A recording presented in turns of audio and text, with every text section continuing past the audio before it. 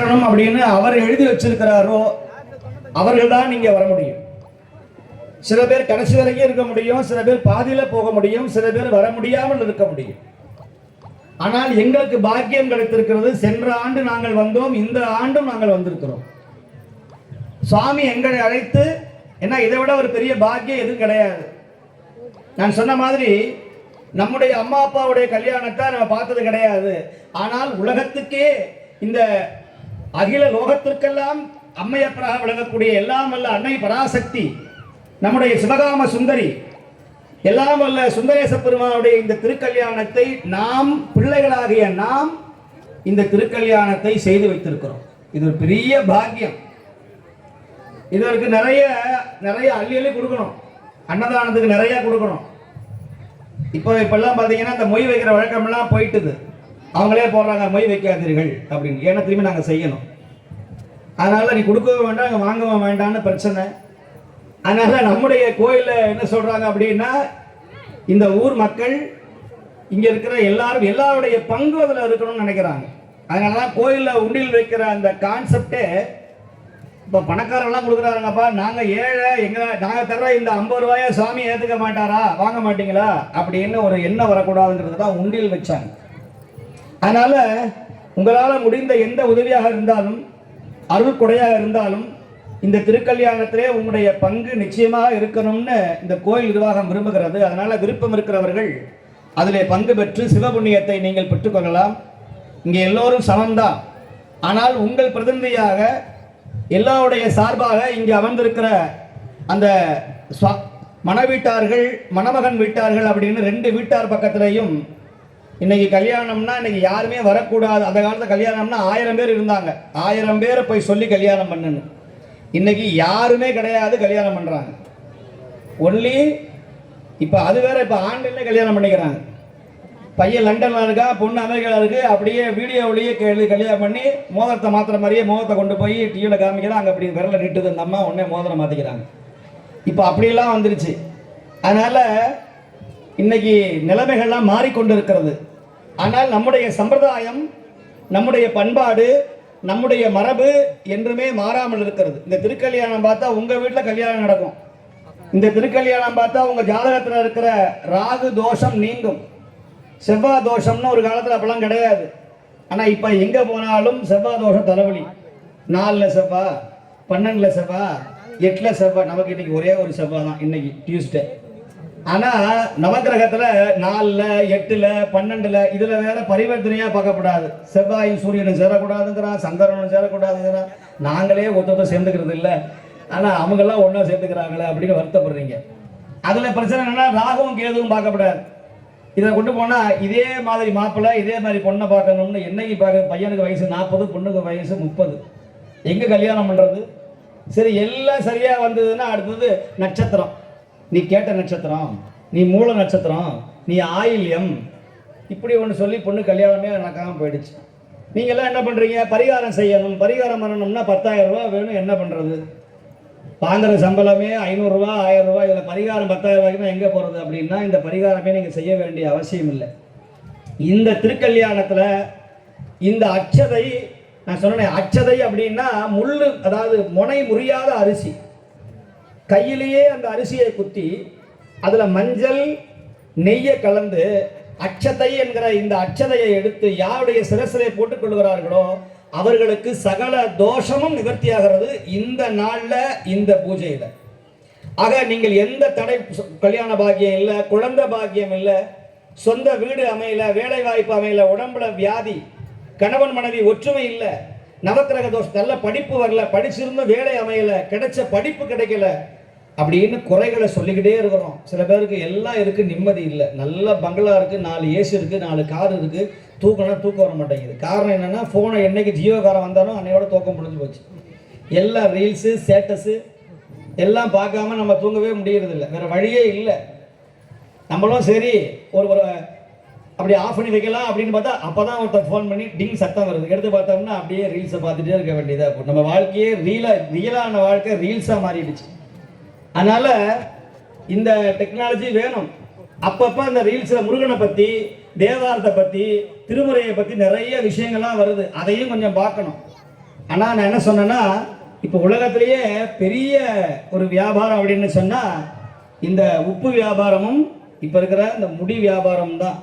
அதனால் நீசபங்க ராஜயோகம், குப்பை அள்ளி கோடீஸ்வரனும் இருக்கிறான், வைரம் வித்து போண்டியானவனும் இருக்கிறான். அதனால் எந்த தொழிலும், அதனால தான் சுவாமி விறகு வித்துருக்கிறார். இன்னைக்கு நீங்கள்லாம் விறகு வாங்குற நிலமையில இருக்கிறோம். நல்ல வேலை நம்மளாம் காப்பை பொழைச்சிட்டோம். எல்லா இடத்துலையும் விறகு வாங்கி வச்சுக்கிங்க அப்படின்னு.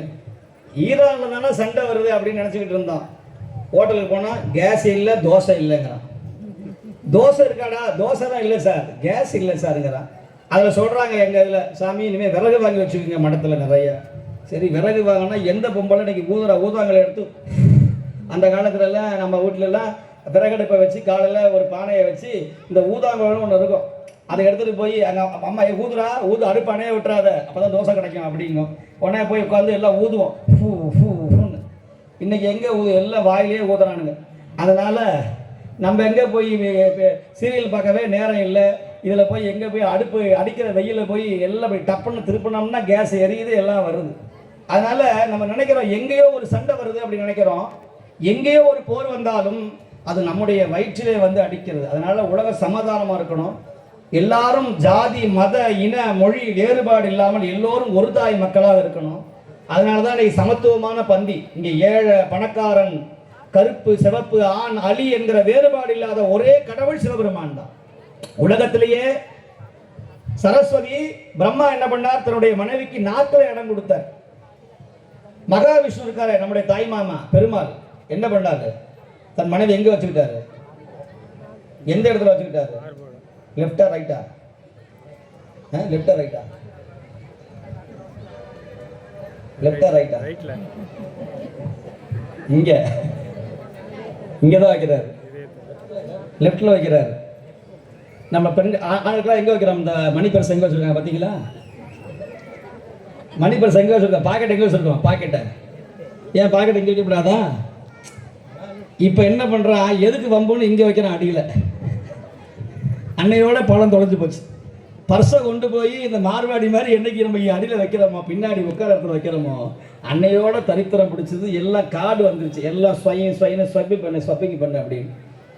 அதனால மகாலட்சுமி என்ன பண்ணார், அதனால நிறைய பேருக்கு ஹார்ட் அட்டாக் வருது. ஆம்பளைங்களுக்கெல்லாம் அதிகமாக ஹார்ட் அட்டாக் வர்றதுக்கு காரணம் என்னன்னா, இங்கே பணம் வைக்கிறதுனால, பணம் காலியாகிறதுனால. அதனால மகாலட்சுமியை மார்பிள வைத்தார் மகாவிஷ்ணு. நம்முடைய சாமி பார்த்தார், உலகத்திலேயே பெண்களுக்கு சரிசமமான இடம் பாராளுமன்றத்தில் கூட இன்ன வரைக்கும் தெரியல. போராடி 33% முடிவு பண்றாங்க. ஆனால் முன்ன வர முடியல. இன்னும் 12% இந்த பெண்டிங்லேயே இருக்கு. எவ்வளவு மசாதா வந்தாலும் எங்கள் சுவாமி தான் பார்த்தார், ஆணுக்கு பெண் சமானம் என்று சொல்லி தன்னுடைய உடம்பிலே பாதியை வழங்கி, இதே திருவண்ணாமலையில அர்த்தநாரியாக ஆணினமாக இருந்தாலும் சரி, நீ பெண்ணாக இருந்தாலும் சரி, திருநங்கையாக இருந்தாலும் சரி, நீயும் என்னுடைய சமத்துவம் தான் என்று காட்டிய ஒரே தலைவன் சிவனை தவிர வேற எவனும் கிடையாது. அதனாலதான் இன்னைக்கு ஏழுகுண்டலவாடா கோவிந்தா கோவிந்தான்னு சொன்ன வாய் இன்னைக்கு திருவண்ணாமலையில அருணாச்சலேஸ்வரான்னு பெருமாளை கும்பிட்டவன் இன்னைக்கு திருவண்ணாமலைக்கு நிக்கிறான்னு சொன்ன, தமிழ்நாட்டில் பிறந்து 30 கிலோமீட்டர் பக்கத்துல இருக்கிறமே நம்ம போய் அண்ணாமலையாரை பார்க்க முடியல. ஆனால் எங்கிருந்தோ வந்து அண்ணாமலையாரை வணங்குகிறான்னு சொன்னா, இந்த அண்ணாமலையாரை நீங்கள் வழிபட வேண்டாமா? பௌர்ணமி கிரிவலம் போக வேண்டாமா? திருவாசகம் பாட வேண்டாமா? தேவாரம் பாட வேண்டாமா? இந்த கீழ்பெண்ணாத்தூர்ல விளக்கரிக்க வேண்டாமா? கோயில்ல விளக்கு எரிக்க உங்க வீட்டில் இருக்கிற நவக்கிரக தோஷம் நீங்கும், உங்கள் வீடு பிரகாசம் அடையும், உங்களுடைய நெற்றியில திருநீர் பூசினால் வினை கழியும், பாவம் தீரும், துக்கம் தீரும் என்று நான் சொல்லவில்லை. சித்தர்கள் சொல்லுகிறார்கள், அருளாளர்கள் சொல்லுகிறார்கள். யார் ஒருவன் திருவண்ணாமலையுடைய நிழல் படுகிறதோ, திருவண்ணாமலையுடைய காற்று படுகிறதோ, அவன் 7 ஜென்மத்தை செய்த பாவம் நீங்கும்னு நம்முடைய அருணாச்சல புராணம் சொல்லுகிறது. அதனால பௌர்ணமி அன்னைக்கு அண்ணாமலையுடைய மண்ணை மிதிக்கணும்னு அவன் நினைக்கிறான். ஆனா நம்முடைய தமிழ்நாட்டில் பக்கத்துல இருக்கிற அண்ணாமலையாரை கொண்டாட முடியல. இந்த ஊர்ல பக்கத்துல இருக்கிற நம்முடைய சுவாமியை கொண்டாட முடியல. திருவண்ணாமலையில எப்படி நடராஜர் இருக்கிறாரோ அதே மாதிரி இருக்கிற நடராஜர் நம்முடைய கோயில்ல, நம்முடைய சிவாச்சாரியாருடைய அருமையான தலைமையில வேற எங்கேயும் கிடையாது. இந்த நடராஜர் இங்கே தான் இருக்கிறார். அதனால இந்த ஆலயம் மிக சிறப்பு வாய்ந்த ஆலயம், மிக அற்புதமான ஆலயம். இந்த கீழ்பெண்ணாத்தூர்ல இந்த திருக்கல்யாணத்தை பார்த்தவனுக்கு சகல தோஷமும் நிவர்த்தியாகும். எல்லோரும் கடைசி வரையிலும் இருந்து வெயிலை பொருட்படுத்தாதீங்க. நல்ல மழை வரும், நிச்சயமாக மழை வரும். ஏன்னா இந்த மாதிரியான வேள்விகள் மங்கள காரியம் பண்ணும்போது நல்ல மழை வரும். ஆனால் நீங்கள் மழை வந்து சும்மா இருக்கிறீங்களா, சனியை முடிச்ச மழை வருதுங்கிறீங்க, அது என்ன ஓடி போயிடுது. ஆனால் இப்போ மழை வரலன்னா ஐயோ மழையே வரலையே, காற்றே வரலையே, எப்படி காற்று வரும்? பஞ்சபூதமும் அவங்க கையில் தான் இருக்குது. தண்ணி திருவானைக்காவல், நெருப்பு திருவண்ணாமலை, வாயு காளகஸ்தி, ஆகாசம் சிதம்பரம், மண் திருவாரூர் காஞ்சிபுரம். இந்த பஞ்சபூதம் இல்லைன்னா மனுஷன் வாழ முடியுமா சொல்லுங்க? காற்று இல்லாமல் வாழ முடியுமா? தண்ணி இல்லாமல் வாழ முடியுமா? ஜூஸ் இருக்கு, ஆனால் என்னதான் ஜூஸை குடித்தாலும் தண்ணி குடிக்கிற மாதிரி வராது. நல்ல பாயாசம் இருக்குங்க, தண்ணியா இல்லைன்னா தண்ணியை முதல்ல வையா முதல்ல அப்படிங்கிறோம். உங்களுக்கு ஜூஸ் இருக்கு, ஃப்ரூட்டி ஜூஸ் சாப்பிடுங்க, அதெல்லாம் வேண்டாம், தண்ணி முதல்ல கூட அப்புறம் ஜூஸை கொடுங்கிறோம். நீங்கள் என்னதான் பழச்சாறை சாப்பிட்டாலும் தண்ணிக்கு நிகரானது எதுவும் கிடையாது. அதனால தான் உலகத்திலேயே எனக்கு தண்ணி பாட்டில் வியாபாரம் பெரிய வியாபாரம், தண்ணி வியாபாரம் பெரிய வியாபாரமாக தான் இருக்குது. இன்னைக்கு வர வர பெரிய வியாபாரமாக இருக்குது. சாயங்காலம் 6 மணி ஆச்சுன்னா இந்த இந்த தண்ணி வியாபாரம் தான் பெரிய வியாபாரமாக இருக்குது. அதனால் உலகத்திலேயே இந்த தீர்த்தம் தான் பெருசு. அதுக்கு அடுத்தது நெருப்பு. நெருப்பு இல்லாமல் ஒன்றும் செய்ய முடியாது. வெறும் மாவை அப்படியே குடிக்க முடியாது, அரிசியை சாப்பிட முடியாது, காய்கறியை பச்சையாக திங்க முடியாது. அதை சுவையாக மாற்றணும்னா நெருப்பு வேணும். இந்த உடம்பை எரிக்கணும்னா நெருப்பு வேணும். வீட்டில் இருக்கிற குப்பையை கொண்டு போய் அப்படியே வச்சுட்டோம்னா வாழ முடியாது. அதை எரிக்கிறதுக்கு ஒரு நெருப்பு வேணும். ஒரு குடோனில் கொட்டி அதை நெருப்பு தீ வைக்கணும், அப்பதான் அது பஸ்மம் மாறும், துர்நாற்றம் நீங்கும். அதனால சிவன் ஆக்கிற கடவுள் கிடையாது. அவன் ஆக்குவான், அழிப்பான், அருளுவான், நோக்குவான், நம்மை நுணுகுவிப்பான், காப்பான், அருள் தருவான். எல்லாம் வல்ல இறைவன் சிவனை நம்புங்கள், சிவனை வழிபாடு செய்யுங்கள். தமிழர் கடவுள் சிவனும் முருகனும் தான், விஷ்ணு தான். ஆக நம்முடைய கடவுள், நம்முடைய தமிழராக பிறந்த ஒவ்வொருவனும் வழிபட வேண்டிய கடவுள் நம்முடைய சிவன். கருவறையில் இருந்து சுடுகாடு வரையில் நம்மை காக்கக்கூடிய தலைவன் சிவன். உங்கள் தலையெழுத்தை மாற்றக்கூடியவன் எல்லாம் வல்ல மீனாட்சி சுந்தரேஸ்வர் பெருமான் என்று சொல்லி, உங்களுடைய ஜாதகத்தில் எந்த தோஷம் வந்தாலும் இந்த நாளில் இந்த திருக்கல்யாணத்தை கண்டவர்கள் அவர்கள் நிம்மதியோடு வாழ்வார்கள் என்று சொல்லி எல்லோரும் திரளாக வந்து இந்த மகா தீபாராதனை பார்த்து திருநீர் பிரசாதத்தை ஏற்றுக்கொண்டு இங்கு வருகிற இந்த கல்யாண விருந்தில் எல்லோரும் சென்று உணவருந்தி சிவபுண்ணியம் பெறுமாறு உங்களை அன்போடு வேண்டி, பணம் படைத்தவர்கள், நிதி படைத்தவர்கள், அரிசி பருப்பு எதுவாக இருந்தாலும் கொடுங்க. தயவு செய்து சாப்பிட போகும்போது அடிச்சு பிடிச்சிட்டு ஓடாதீங்க. அதனால எல்லாருக்கும், ஏழைகள் முதல்ல, வயசானவங்க, குழந்தைங்க, கர்ப்பிணி, நோயாளிகள், இவங்களுக்கு முதல்ல இடம் கொடுங்க. மற்றவங்கெல்லாம் தெம்பா இருந்து பின்னாடி சாப்பிட்லாம். அதனால சாப்பிட்ற பண்ணி நின்றுட்டு அப்படியே முதுக சொரியாதீங்க. அப்போதான் ரசத்தை விட்டு வாயில் வைப்பார். என்ன பண்ணு சாப்பிட்லையான்னு அவன் சொத்தச்சு இனிமேல் திங்கவே படாதெல்லாம் போட்டு போயிடுவான். அதனால் கொஞ்சம் கண்ணு வைக்காமல் கொஞ்சம் அவங்க சாப்பிடட்டும்னு சொல்லி எல்லாரும் இந்த திருக்கல்யாணம் நிறைய உதவி செய்யணும். தொடர்ந்து கோயிலுக்கு வரணும். நிறைய உதவிகள் இந்த திருக்கல்யாண தேவையான மொய்யெல்லாம் நீங்கள் வச்சு உங்களுடைய மனசுக்கு தகுந்த மாதிரி ₹1 இருந்தாலும் தானம் பண்ணுங்கள், தர்மம் செய்யுங்கள். இறைவன் உங்களுக்கு அனுக்கிரகம் செய்வார் என்று சொல்லி அண்ணாமலையாருடைய திருவடியை போற்றி வருகிற சித்ரா பௌர்ணமி அன்று நம்முடைய வாயுலிங்கத்திலே மிக பிரம்மாண்டமான திருவாசக முற்றுவதல் நிகழ இருக்கிறது. திருவண்ணாமலையில் முதல்ல சித்ரா பௌர்ணமி அன்னைக்கு நம்முடைய கணக்கு எழுதுகிற நாள். அன்னைக்கு தான் சித்திரகுப்தன் எழுதுவான கணக்கு, பாவ கணக்கு எழுதுகிற நாள். அதனால் உங்கள் கணக்கெல்லாம் இன்னையோட முடிச்சுக்கோங்க இந்த கணக்கெல்லாம் அவர்கிட்ட. அதனால் ஆமாம், அவர் ரொம்ப அவசரமாயிட்டார், நாகசுரக்காரர். பசிக்குது பாவம், சீக்கிரம் முடிக்க சாமி அப்படின்னு அவர் சிக்கல் தர்றார். அதனால் எல்லாரும் திருவண்ணாமலைக்கு வந்து சிவபுண்ணியம் பெறுமாறு உங்களை அன்போடு வேண்டி இப்பொழுது மகா தீபாராதனை அண்ணாமலைக்கு அரோகரான்னு சொல்லி இந்த சுவாமியை வழிபட. அண்ணாமலையாருக்கு அரோகரா, அண்ணாமலையாருக்கு, அண்ணாமலையாருக்கு, அண்ணாமலையாருக்கு, உண்ணாமலை அம்பிகைக்கு அரோகரா, அண்ணாமலையாருக்கு அரோகரா. கற்பனை கடந்த ஜோதி கருணையே உருவமாகி அற்புத கோலம் நீடில் அறுவரை சிறக்கும் மேலாம் சிற்பராவியமாகும் திருச்சிற்றம்பலத்துள் நின்று பொற்புட நடம் செய்கின்ற பொங்கலை போற்றி போற்றி.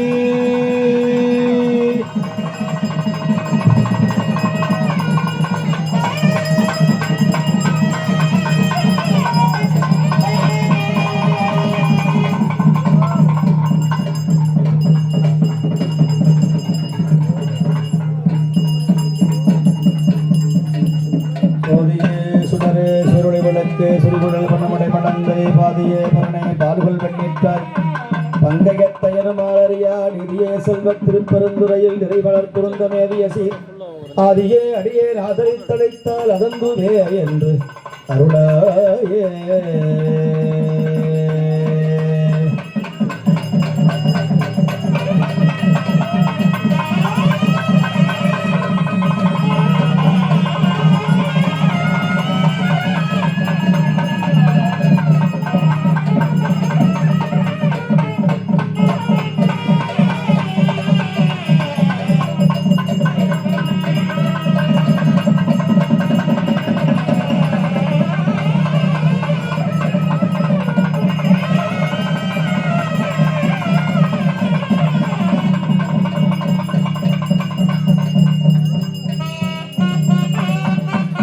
உள்ளம்பெருங்கோவில் ஊடம்பாளையம் வள்ளல் கிரானார்க்கு வாய்கோபுரவாசல் தெளிந்தார்க்கு ஜீவன் சிவலிங்கம் கள்ளப்புலனைந்தும் காலாமணி விளக்கு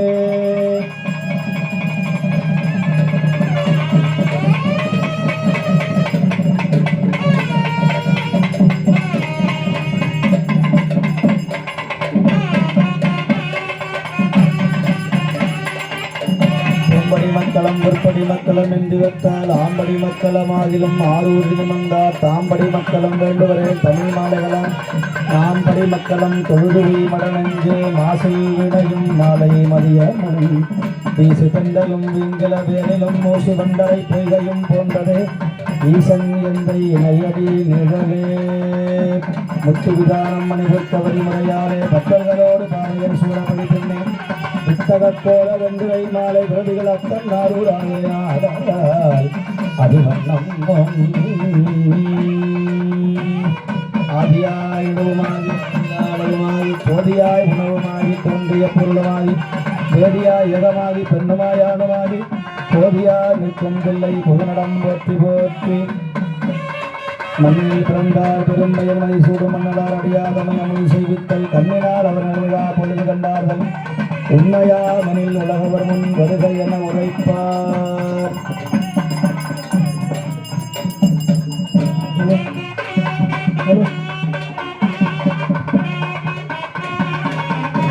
ஓம் வேட்காய் போற்றி மேலாமையால் என்னை கொண்டாய் போற்றி ஊற்றாகி விழித்தாய் போற்றி ஒத்தது ஒளியே போற்றி ஆற்றாகி அங்கே அமர்ந்தாய் போற்றி ஆரங்கம் நால்வேதமானாய் போற்றி காற்றாகி எங்கும் கலந்தாய் போற்றி கைலை மலையானே போற்றி போற்றி சங்கரனே நின் பாதம் போற்றி போற்றி சதாசிவனே நின் பாதம் போற்றி போற்றி பொங்கரவா நின் பாதம் போற்றி போற்றி புண்ணியனே நின் பாதம் போற்றி போற்றி அங்கமலத்தையனோடு மாலும் காணா அனலுருவா நின் பாதம் போற்றி போற்றி செங்கமல திருப்பாதம் போற்றி போற்றி திருமூலட்டாரனே போற்றி போற்றி ஈசன் அடி போற்றி எந்தை அடி போற்றி தேசன் அடி போற்றி சிவன் சேவடி போற்றி நேயத்தே நின்ற நிமலன் அடி போற்றி மாய பிறப்பருக்கும் மன்னன் அடி போற்றி சீரார் பெருந்துரைனம் தேவன் அடி போற்றி ஆராத இன்பம் அருளும் மலை போற்றி போற்றி சுரும்பு மலர் கண்டிமலல் பூங்குழல் போற்றி உத்தரிய தொடித்தோல் போற்றி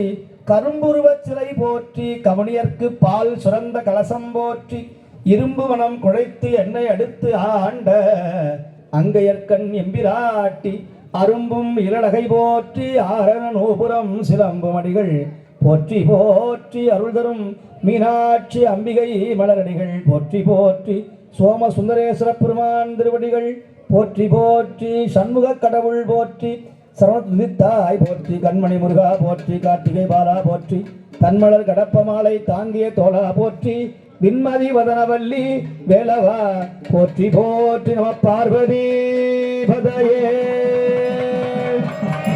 அண்ணா பழைய மன்னா போற்றி கற்பனை கடந்த ஜோதி கருணையே உருவமாகி அற்புத கோலமீடில் அருமறை சிரத்தின் மேலா சிற்பர வியோமமாகும் திருச்சிற்றம்பலத்துள் நின்று பொற்புடன் நடம் செய்கின்ற பூங்கடல் போற்றி போற்றி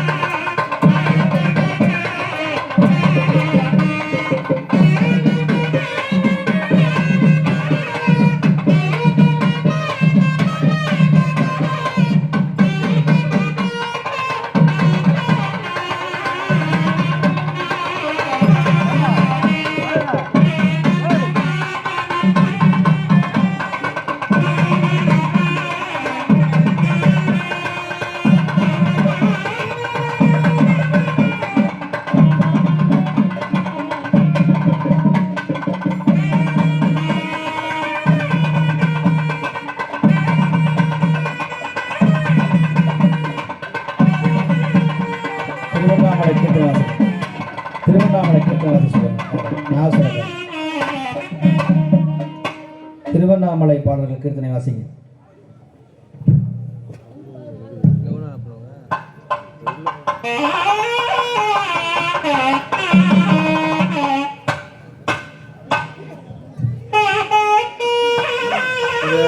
வீடியோ